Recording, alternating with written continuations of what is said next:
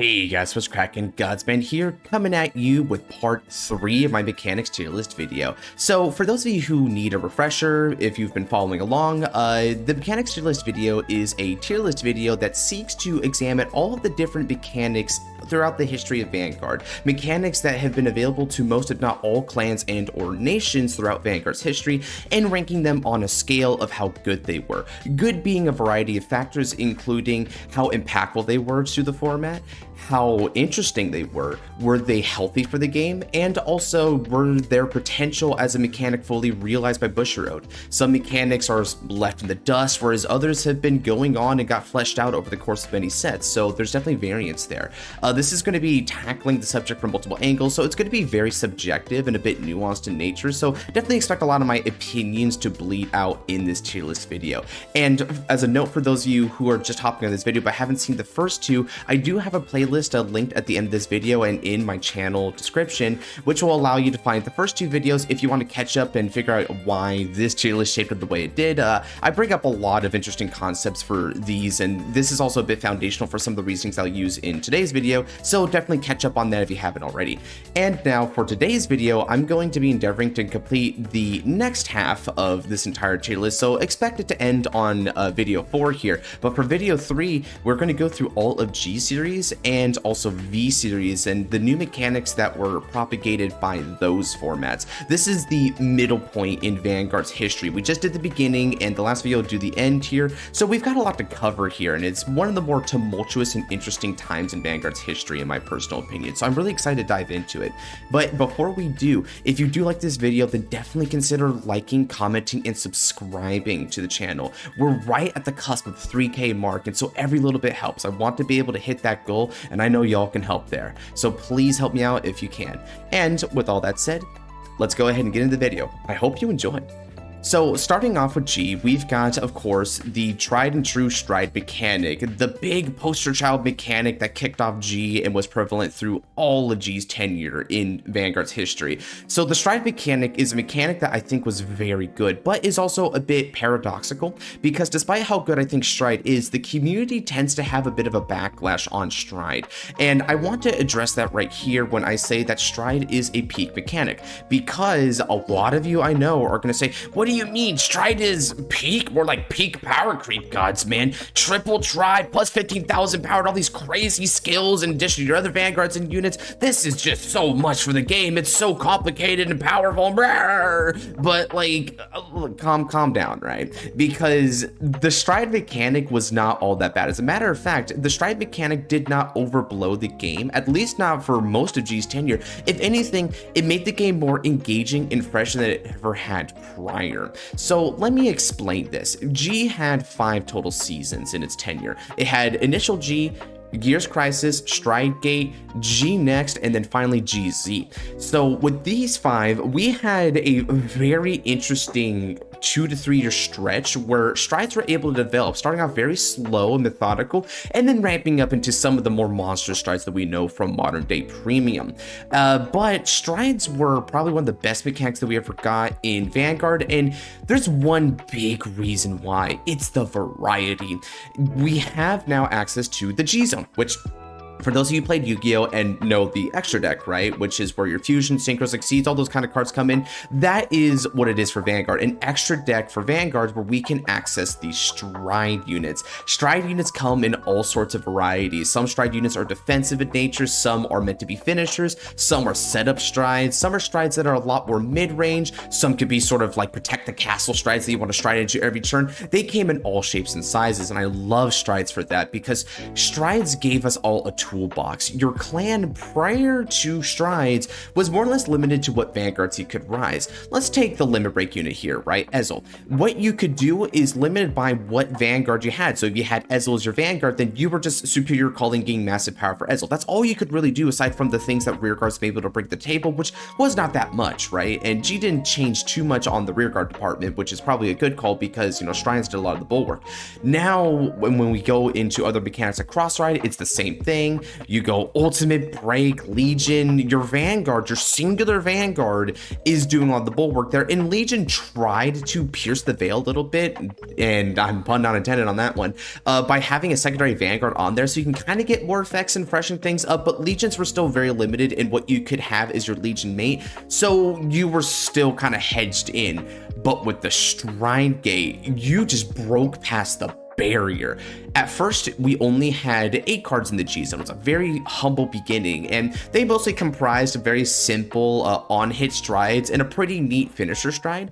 But then, as we started to get into Gears, Crisis, and Stride Gate, we had strides that were a bit more alternative in nature. The G zone increased to 16 cards with the release of G Guardians, and we had strides that could do a variety of different tasks. You now had more setup strides. You have strides that were meant for the grind. Think of like Tibble. You have strides that were definitely meant to be a little bit more mid-range, like Jester. Night Rose was a really good example because the various strides that it got had totally different interpretations of how to use your drop zone hollow mechanic. Revelation was kind of like that as well. Strides just could do just about anything, but they were only good at certain things. So you, the player, had the option on which stride to use for the correct scenario. So it was very skill expressive as a mechanic. And yes, strides did have triple drive and a lot of power. However, G did have a lot of defensive power creep to go part and parcel with this. RPG started getting better. We had more card advantage, so you could get the physical cards in hand to try and block attacks. We even later on obtained the Generation Guard, which we're going to talk about in a couple sections here. That was also a very good mechanic. So we had ways to combat the power creep of the stride. So even though there was some power creep, the power creep was very holistic in nature, and it just felt like every clan was elevated to be able to play at a higher level. And because of that, it's the rising tide that lifts all boats. I love this mechanic for that. It felt like one of the most holistic and sensible ways to just up the scales without it feeling like it was getting out of hand, at least for the most part. I feel like strides didn't really get out of hand until the very tippity end of G Next, and most prominently in GZ. But that was the very end of the series when they knew they were about to have to reboot again. So I think by that point, they just said F it and wanted to release these uber powerful strides and vanguards as a sort of celebration of G, right? Because they knew it wasn't going to be a sustainable format anymore. They weren't intending on it. So they just wanted to throw it kind of out the window at the end there to have some fun with it, right? Having said that, though, for most of G's tenure, strides were very defining, and they were the bulwark of what made the clan what it was. Clans were often defined by the G zone to an extent or another. Not completely, of course. You had striders that were going along with them. These stride bearers had unique effects when you strode over them and added a whole new layer to strides and what could interact with said striders. And then when you had certain rear guards that were somewhat generic in nature and their powerful generation break skills, which we're going to talk about that next, by the way, you just had this very interesting layup of early aggression, mid-range tempo, and late game pushes where you had to settle where you wanted to be on that line. You could be on any side of those lines for the most part. Because strides as well required the generation break, well, I think it's about time that we talk about that next. Strides are a super peak mechanic, and I think Generation Break similarly is very good for this game.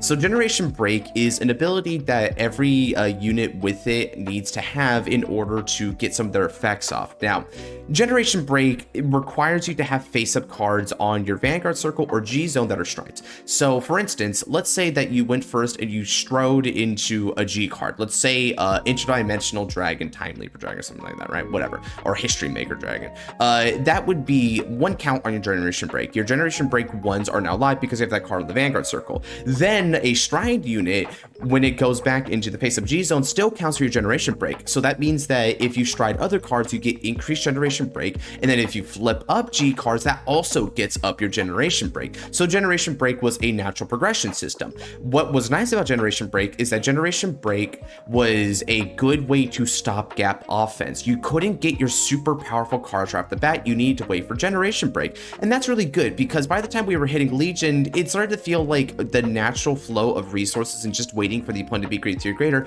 was not enough of a stopgap for the player. So in addition to needing to be Great Tier Greater for both both players in order to get the stride, you also need to ramp up generation breaks in order to get some of your more powerful effects.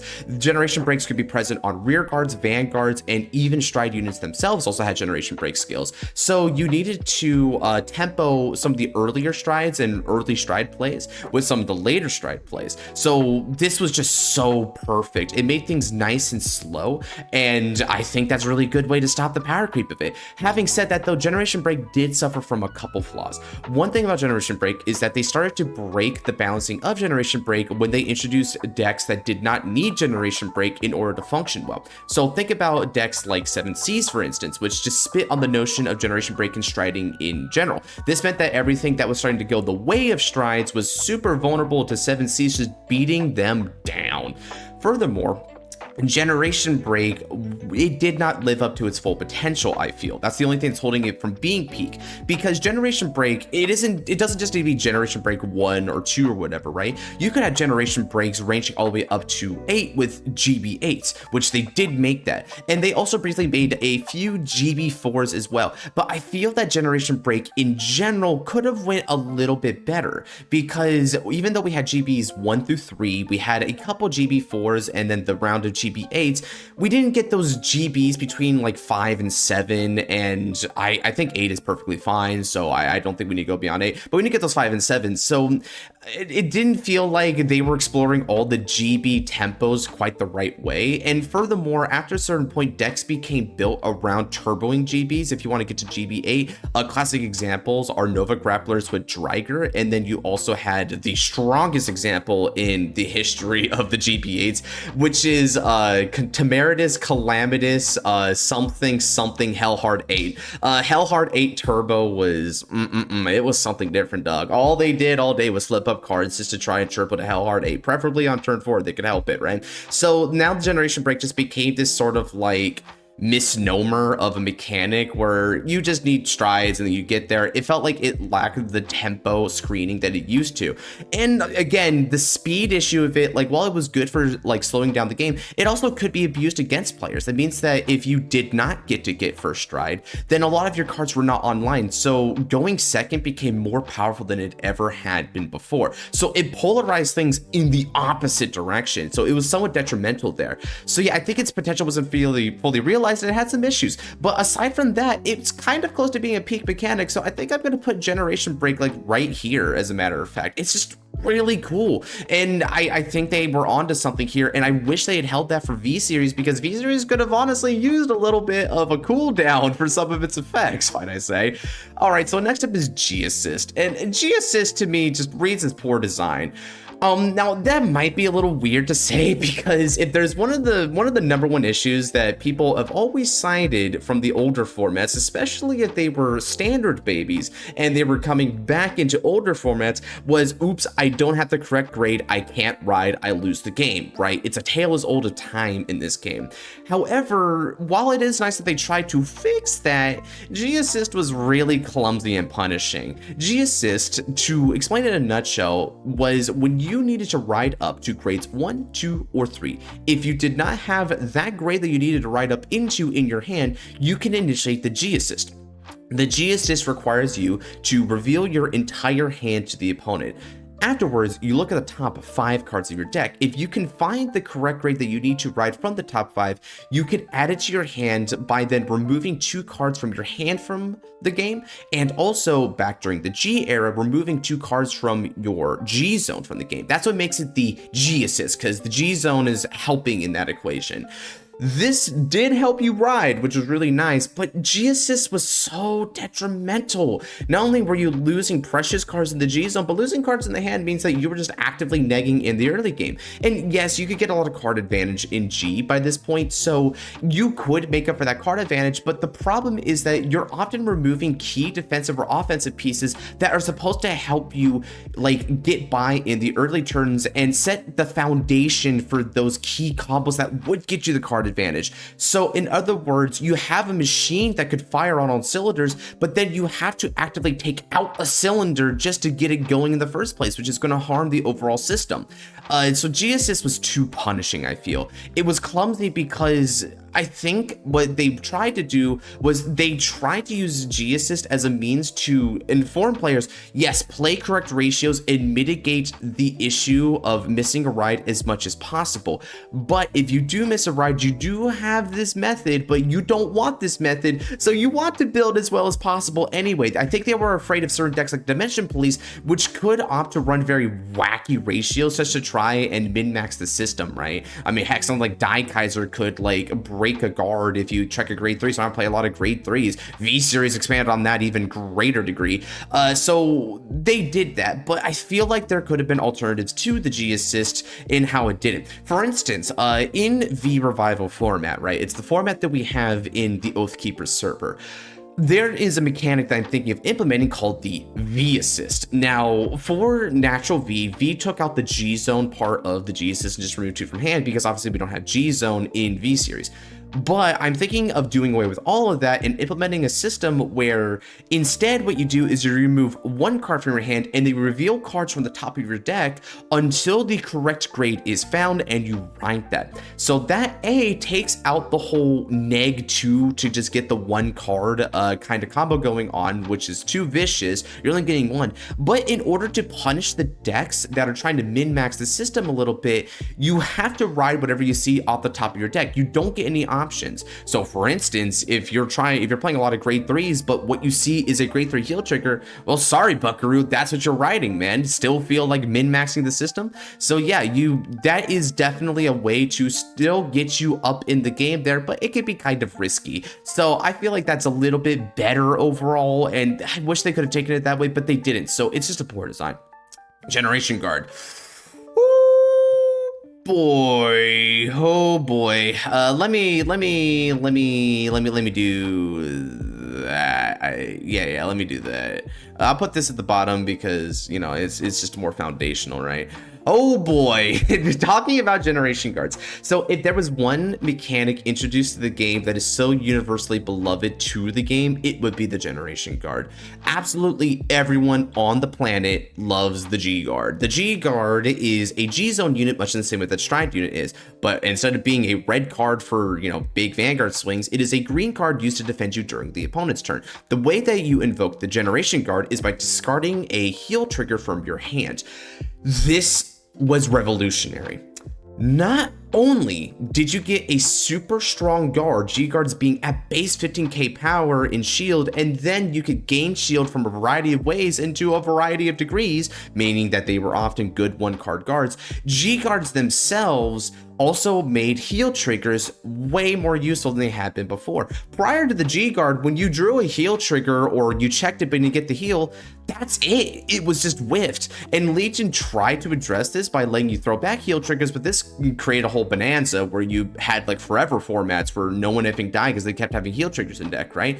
This was a lot more eloquent because now heal triggers became the fuel for your strongest guards. So even if you whiffed a heal trigger, you still got an especially powerful asset in your hand to defend and also to serve other purposes, because much like Strides, G-Guards served a variety of purposes. Of course, you had your typical really strong shield value G-Guards. I mean, think of something like Absalom or Ontero, right? But then there are G-Guards that did other things. We had the G-Guard, a Grotbot Mullet for the Dark Irregular clan, right? Where it would soul charge too, so it was a way to build up soul. You had a G-Guard that could recur itself back. That was one of the Neo Nectar ones. You had a G-Guard that was Rain Breath Dragon. I'm using a lot of Neo Nectar ones, but they had some really good G-Guards. And also Neo Nectar was the first clan to demonstrate in the anime, so kind of go figure, I'd talk about there a lot, right?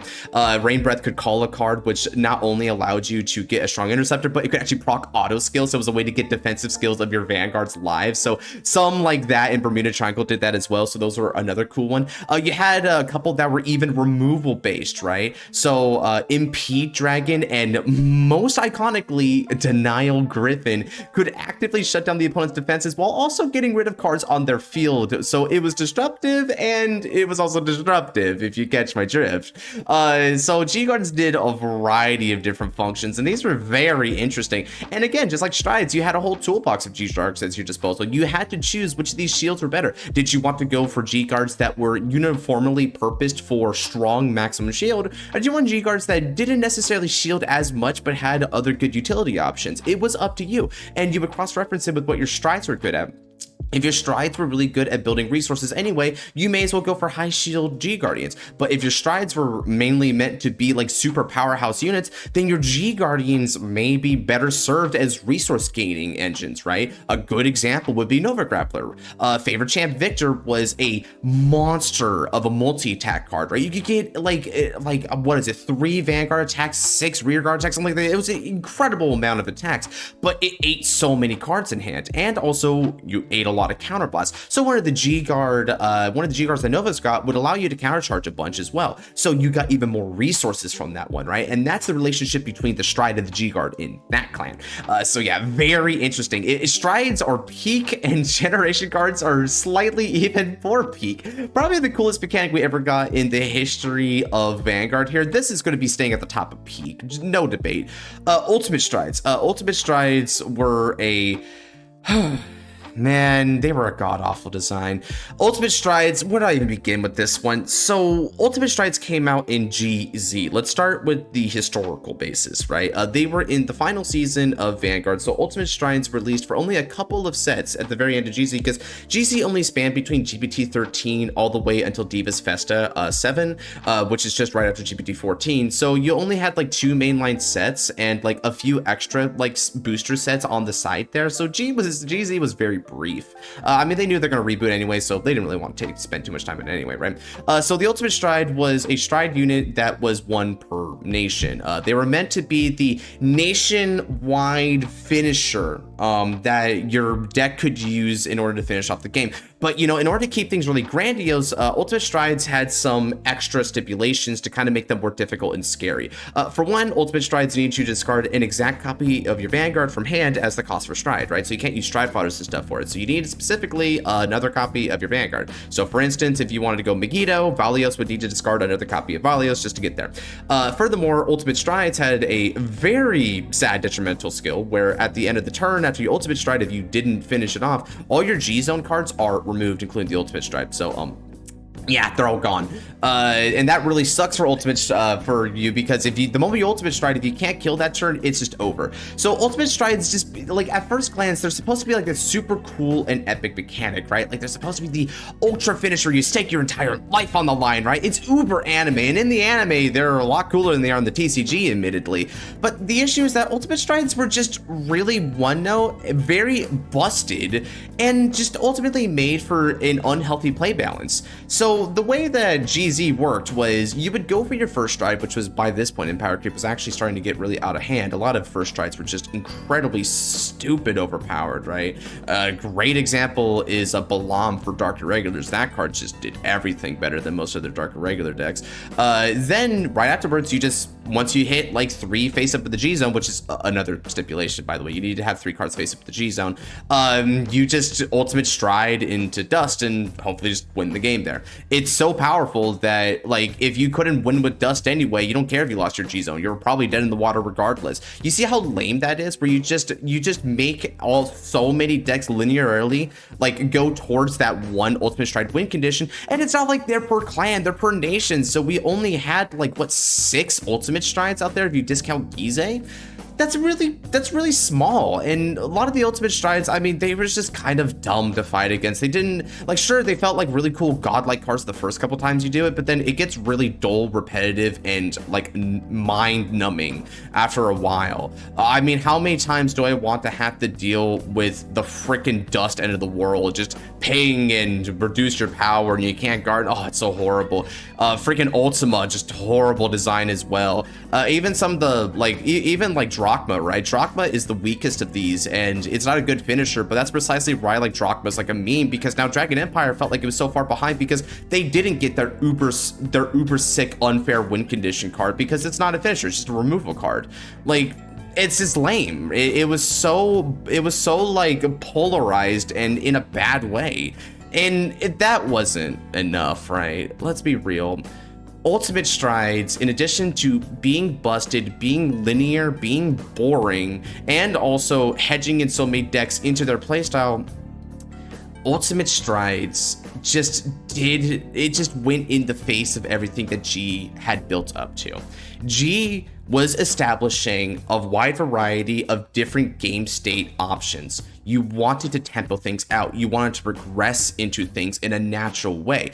As a matter of fact, in G Next, just the series prior, the format as well prior, we had the Generation Break 8, where if you built up into 8, you got these really strong clan-specific, so more identity there, clan-specific win conditions, which were plenty strong game enders on their own as well. So why did we need a quicker game ender that was more boring and didn't have any clan identity to it? It spat in the notion of the GBH, and I think this is also the reason like why they never did like GB5s or 6s or whatever, and they barely did GB4s, because all they said was, nah man, just stride, flip up, G guard on the opponent's turn, and then win on turn 4. That's all you gotta do, right?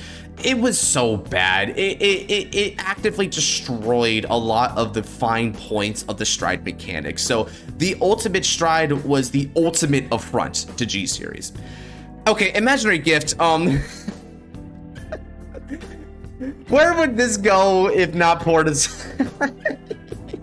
But you know what? What I will say about Imaginary Gift is I'm gonna put it in had potential. Actually, I'm gonna be nice to Imaginary Gift here. So we're gonna enter the V series proper with the Imaginary Gift. So we've got another 5 to talk about, including this section we're on right now. So bear with me a little bit longer. Imaginary Gift was a gift marker that was an entirely new mechanic in Vanguard's history. They'd never been seen before, and it was the flagship mechanic for V series, much that Stride was for G.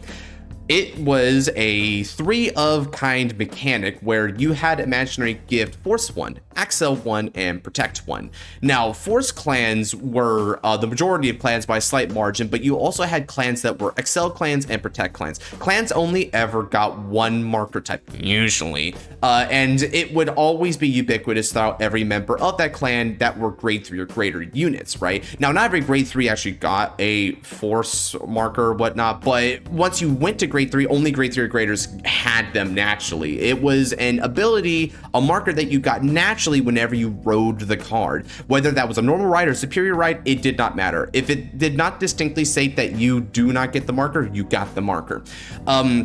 This was cool initially because this actually, this was different, right? So this felt like an in-between between what you got with Stride and what you got with like Ultimate Stride, because this had like clan identity, but it was also like clan section identities, right? Force clans were meant to be the balanced clan. They had higher base values at 13k base power, whereas the Protects and Excels were at 12k base powers. And I'm going to be talking about this a lot because I'm talking about an entirely different format, so bear with me here. V had a lot to go over. Whereas Protect and Excel were at those lower base values, Force numbers were just a little bit higher, and this ended up making Force super strong for a lot of its tenure in the game, because I mean, Force numbers, they were real, man. It was hard to get over Force numbers. It effectively was an extra 5k shield like on you when you're fighting against those matchups. It feels a lot like a modern interpretation of the cross-ride bonus, right? But the Force marker gave you 10,000 power to anything on the circle that you placed it on. The Excel 1 was an additional rear circle, aka an additional attacking front row rear circle, and it gave 10,000 power to anything on that. So it's like Force marker, but it's for an extra slot there. However, unlike Excel's, Force markers could stack, so you could have like one zone get astronomically high. So that's where Force markers kind of came out ahead there. Protect ones were extra sentinels. You had a Protect one in the hand, and just like a sentinel normally, a PG, you would discard a card from hand in order to nullify the attack. Now, those were the 3 mechanics, right? And they created sort of a rock, paper, scissors relationship where Force was good against Excel because the higher base values and raw power was able to break through the glass cannon element. Protect could stop Force because even if Force had really high numbers, a Protect marker could just shut down a high number because it's an extra PG. But likewise, Excel could actually break through Protect because Protect was a little bit slower and thus very vulnerable to the aggro-like playstyle of Excel. And because they're both 12k bases, Protect couldn't have that natural power advantage against Excel. So that was the rock, paper, scissors thing of these markers. The thing is though, is that like at first that was a little bit too prevalent. So it kind of sucked because when you would go up against any clan, it wasn't clan specific matchups now, it was marker specific type of matchups. So it was just kind of like, it kind of felt like it was overarching, too generalized. But thankfully clans would eventually diversify and start to feel a little bit different, especially protect decks. Protect decks got a lot more aggressive over time. So the protect marker almost felt like an afterthought by comparison, ironically enough. And force decks also adapted a lot as well. Excel actually remained mostly Excel for the most part, so that never changed. But then again, Excel is often regarded as the most powerful mechanic, especially the Excel 2, when we'll get there in a moment. Overall though, I think markers did have potential. They did give us a second wave of the gift markers, and I think gift markers are a cool idea to just get something naturally as a mechanic right when you ride. But markers, they suffer from a couple problems. Not only were they too like generalized in my opinion, but the main thing, they were too spammable. Whenever you rode, you got a marker, and V-Series, for whatever reason, kept wanting to have superior ride effects in order to keep getting markers. This ramped out of control so insanely. Excel was the worst, followed closely by Force. This marker spam was just dumb, unfortunate card design, and made the power creep of V-Series. It was not a plateau, dog. It was like shink, it just shot up. As a matter of fact, it did like this sort of like curve upwards, where the farther along you got, the higher and more dramatic the power creep became. So this ultimately broke the format. They did not manage imaginary gifts well, but they could have. If they had kept imaginary gifts to be more or less a once per turn kind of generation, barring a few decks that may have been able to get a second one, and that was like one of their key value points, the imaginary gifts wouldn't have ramped out of control. And then I think they could have actually given us more imaginary gifts that weren't about the ramping aspect, but maybe a little bit more immediate one-off benefit kind of cards, the same way that protect markers are just a one and done kind of thing with protect ones. But you know, it was never realized, so it had potential, but it was kind of unfortunate. Draw PGs. So draw PGs, I feel, were god-awful design. Now, the reason I say god-awful design, this may seem a little weird at first. You know what? No, I think I'll put poor design, actually, and I'll explain why. So they were poor design because what draw PGs did for the game was they made deck building a lot more linear. And this is kind of interesting to think about, like that deck building itself became less challenging, and that's somehow an issue, but it is an issue. Back then, when you were building decks, in the very early days, you didn't even run Maximum Sentinels. You didn't have that much card advantage anyways, and numbers weren't that high, so Sentinels were kind of overkill to have at maximum copies. As a result, you had to make space for maybe a Sentinel or two and then do everything else. Then as the numbers started to become bigger, you were inclined to run the maximum number of Sentinels, but Sentinels used to be grade 1 normal units that would take up normal unit slots in your deck. That means that you had to make space for those normal units, right? And still have the 16 triggers on the side, because throughout the entirety of the game, it has always remained consistent that you must have exactly a total of 16 triggers. That's it. That's all you have. But when your PGs are also your triggers, you get 4 extra slots. You get to have 4 free slots. And some people like that. Some people like that. I don't like that though, because it made deck building too easy. I think you needed to make space for your Sentinels. And what I preferred more was when Sentinels had recursion elements to them. They were able to come back to the field or the hand in some form or fashion, the way that they started making them do in G series. Because then if you had to ride it, or if you needed to like call it or whatever, it wasn't the end of the world. They were actually useful as rear guard and resource pieces. They served multiple functions. And I think that's good, because especially if they could recur back to your hand, then it stabilized the format a lot and made sure that you didn't automatically die to one big lucky attack. But here we just regressed back. We went the opposite direction. Instead of making the Sentinel a lot more integral to the design space from more than just a defensive stance, this became just a simple PG that you didn't even have to think about. Everyone ran 4-draw PG. You always ran 4-draw PG. The moment draw PGs came out, which was basically right away in set 1, you ran 4-draw PG. Nobody wanted to play the normal Sentinels that they came out in V Series. It was just not necessary at all. So this made deck building very helmet, unfortunately. It was so poorly designed. The one saving grace of this actually comes from V Revival. So in V Revival, we now have access to what are known as Festival Collection PGs. These are PGs that came out in Festival Collection 1, which if you don't know what that is, definitely join the Discord and check it out. It was one of the first sets that we were released in V Revival. In that format, those PGs were super strong. Not only could you not need a discard if you guard with them in the early game, that way you're not punished if you're getting rushed while going second, but they could remove a Sentinel from the drop zone in order to call themselves from the drop zone to Guardian Circle and get 20,000 shield. They wouldn't PG on that recall, they lost their auto abilities, but they were still strong, recurable 20k shielders from the drop zone so you could keep removing other PGs. They were so strong that now players started to mix and match their Sentinel counts to make room for these Fescos. You could run one and get 3-drop PGs, which saves you on deck space, but then you're less likely to see the Fesco. You could run more Fescos, but then you have to make more deck space for it. See where this becomes a little bit more interesting, and deck building is a lot more, lot less one note. It doesn't hold your hand. You, the player, has player choice in deck building. Yeah, that's what the format was missing here. So it's poor design, but it could have been designed to be better. They just made better PGs in the main deck that were worth the damn. You know, much in the same way that Quintet Walls needed Quintet Walls that were worth the damn in the main deck, right? Wish we ended up doing that too, but now I'm getting off too much on the tangent. Anyway, on to a truly god-awful mechanic, the Imaginary Gift 2. This is what actually broke the game. So Imaginary Gifts in general broke the game, but it was really because of Gift 2s, two in particular. That would be Force 2, which gave a natural extra critical to any unit on it at all times, and also especially the AXL 2, which gave you not just a extra front or rear circle, but it only gave you 5,000 power in that circle, but you got to draw. That gave Excel so much extra card advantage, and Excel was initially held back by the fact that it didn't have a lot of card advantage. So while it was able to perform speedy attacks, that's why it's Excel, right? Accelerates an offensive game plan.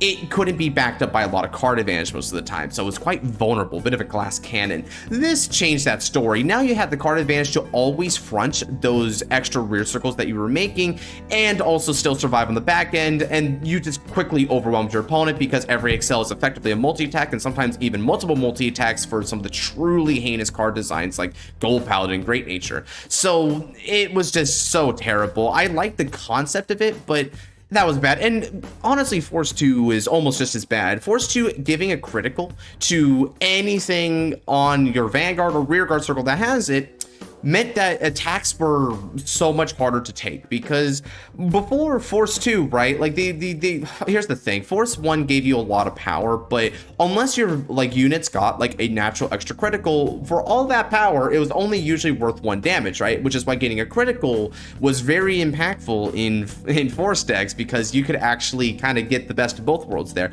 Now, when Force decks were getting a lot of power, and that would just superimpose with the other powerful benefits. I mean, just think of Dimensional Robo. They were all about getting a lot of power in their Vanguard, but then Force 1 just gave them even more power to hit power threshold, so it was a scaling mechanic, which was kind of clever, because Force, it means your rear guards have to do all the powering up for your Vanguard, your Force markers can do it too, and the more you got, the more you could progress the higher thresholds easily. It was good stuff. But still, it was all balanced around the fact that it was only naturally worth 1 damage all the time. Until Force 2 comes out, and then suddenly your 60+K Vanguard will always be hitting for at least 2 damage, and then that means we get all the way back to the beginning, right, with Limit Break, where it's oh, you're at 3 damage, well, my 2-crit Vanguard at all times will always be attacking you for huge numbers, so do you want to take a risk and die immediately or not, buckaroo? And then let's not even talk about things like Kagero, where Kagero just always exploited Force 2. It felt like that was just a Force 2 clan, dog. Everything you did was Vanguard-centric, and every Vanguard wanted to have an extra critical just to really drive pressure them home. And a lot of Kagero decks, for instance, the Cross would also run maximum criticals. We're talking it's 12 to 16 criticals. Remember, V-Series did not have the no more than an H critical stipulation, right? So you could run upwards of 16 criticals in your main deck. So Force 2 just propagated these hyper OTK strategies that were catch-22. The guarding fundamentals of the game were choked out. You couldn't get the counterblast you honestly deserved in the game state, and it was just unfair. Both of these were unfair. And on the flip side, Protect 2 was just actually really poor. Like, they needed to make several archetypes like Malkuth Malik in order to try and make Protect 2 decent, but that's because they were like, they were just like force feeding you Protect 2 like decks that needed Protect 2 to get their powerful stuff on. So it wasn't by the merit of Protect 2 itself, which, by the way, for reference, Protect 2 gave 5,000 power to a rear guard at all times as long as it's on that circle and it's stacked, and also gave it 10,000 shield when it guarded, right? So, you know, 10,000 shield and 5,000 power at all times, it's kind of nice, but like with how fast the format was becoming and how much more impactful it was to get extra criticals or extra draw and like front row multi-attack, right? A Protect 2 was not that great. And also considering that most decks couldn't even consistently field the interceptors necessary, and that said interceptors did not naturally have protection. So if you're fighting like a removal clan like Narukami, sayonara, Protect 2 will never get value, will never be live for you. It just sucked, right? So yeah, they just dropped the ball from all angles on the Imaginary Gift 2s, man. This had potential, and this is where that potential led. Okay, almost done here. We've got 30k crit sentinels. Now, I actually thought these were pretty cool. How cool were they, though? I think they're like right around here. So 30k critical sentinels are another very interesting way to take sentinels. So it's about as innovative as the quintet wall, but in a very different way. So the way the 30k critical sentinels worked was that they had the sentinel ability, so they would take up the same slots that your draw PGs would take up, but they didn't have the perfect guard effect at all, and you know, they didn't quintet either. Instead, they were critical triggers. So unlike draw triggers, these were critical triggers with 30,000 base shield. That's it. They had no effect. They were just 30,000 shield. So one critical sentinel was worth 2 15k triggers in the hand. That was one of the changes when we went to V series, is the base power of your triggers went to 15k power, 15k shield, and then when you drove check them or damage check them, they were 10,000 power instead of 5,000 power, right? So everything got upscaled there. These were worth 2 triggers for the price of 1. At first glance, people didn't really like critical sentinels because they felt that against some of the uber strong attacks, it would be too unfeasible to guard them without a PG, so it was quite risky. But critical sentinels ultimately ended up being quite nice because that extra critical pressure meant that you could feasibly run 12 critical and still have the 4 heal triggers necessary, so you were just playing a very offensive leaning deck. This was so good in Vanguard centric decks, especially ones that could restand or have like super good guard restricts, because then you have the way to maximize the quality of that. Furthermore, critical sentinels were very noteworthy in Protect clans because remember, the Protect 1, which was always the preferred Protect marker for most of the time, it seems like these days, is a pseudo sentinel in the hand. It is a perfect guard. So because every time you ride, you're generating a perfect guard anyway, you may as well diversify your guards, and instead of getting draw PGs, just get critical sentinels. Now you have 30k shields and perfect guards to work with. So this felt like a buff for Protect decks more than anything. That extra bit of aggression from your drive checks, and decks like OTT, which could like deck stack quite frequently. So the OTT, I think, saw some of the biggest benefit from this right here. They got a huge upgrade from it, for better or for worse.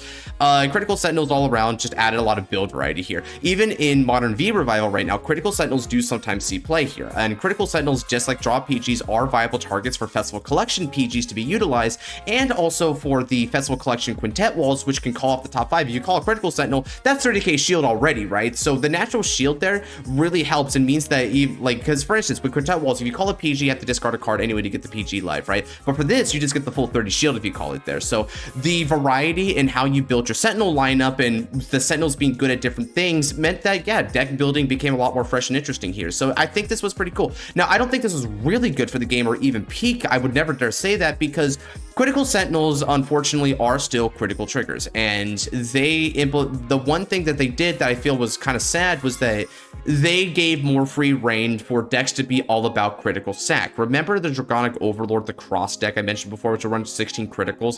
Well, they could do that really easily because they just have critical sentinels now, so that counts as 4 of their 16 critical slots. So some amount of degeneracy did propagate from the invention of the critical sentinel, but I think this did more good than bad despite that. It was just one of the unfortunate avenues that V series ended up going because the V-Series player base, and Bushiroad's somewhat lazy card design ultimately led to these getting broken too, because they weren't cautious in their card design. They didn't imagine some of the ramifications of this. But, you know, as things stabilized, especially in V Revival, this actually became a really cool build mechanic, and a lot of decks, even outside of Protect decks, are now playing Critical Sentinels. So I think it aged like fine wine. The final card we're gonna be talking about is the Order card. The Order card is a really interesting one to talk about because we're doing it in the V-Series section, but the Order card was basically a non-factor in V-Series, but became so pivotal in Divines. So, you know what? I think because of that, I am going to leave it here. I think Order card is better spoken of in Divines, but just to not leave you guys hanging, if Order cards were to be placed on this list for V-Series, it would be god-awful because no Order card was ever relevant except for the book of Strong Arming, which only like one deck more or less used, which was Vanquisher, right? Because it had like no resource history. So you could CB3 and Soul Blast 3 to like draw 3 and give 10k to the front row, right? Really powerful skill, but it was though unfeasible, and none of the Order cards were also worth it, because remember, Orders are naturally -1s when you play them from the hand, when you play one a turn, and you can't ride them, so they're bricky, and in a format which didn't have ride deck yet, Order card bricks were more detrimental than in D-Series. So they were not powerful enough, they were too clunky, and there just simply weren't enough of them, especially hardly any that were good and worth running in the first place. So yeah, they were god-awful design in V-Series. However, I am going to keep them here for the time being and wait for Section 4, because they improved dramatically in D-Series. That was one of the better points behind the standard format from Bushiroad's design perspective, was the implementation of Order cards a lot more properly. So we're going to talk about that next time. But for now, that's where I'm going to leave it all off. G-Series definitely gave us some really nice mechanics here, but once we entered into V-Series, V-Series definitely like dropped off quite a bit there, with the best thing that V-Series gave us be the Critical Sentinels of all things, which is really weird, right? It felt like a V was just overall a reboot that didn't have strong image. It was not meant to last, right? And I heard a lot from a couple of fellas that V-Series insidiously was never meant to last from the get-go. It was actually meant to just be an in-between reboot until Standard, which was actually meant to last, which as we go over this, you'll see that they actually kind of had a point, because they have a lot of good Standard mechanics to talk about, some better than others, of course, but I digress. So if you're looking forward to that next video, then definitely like, comment, subscribe, and turn on that handy dandy notification bell so you don't miss out when I upload that fourth and final video. And again, if you're looking for the Vanguard content, then look no further. We do plenty on this channel. Top 10s, discussions like these, fight nights, anime reactions, custom card reviews. We do it all here, the whole shebang, so check it out. And with all that said, take care, and God bless y'all.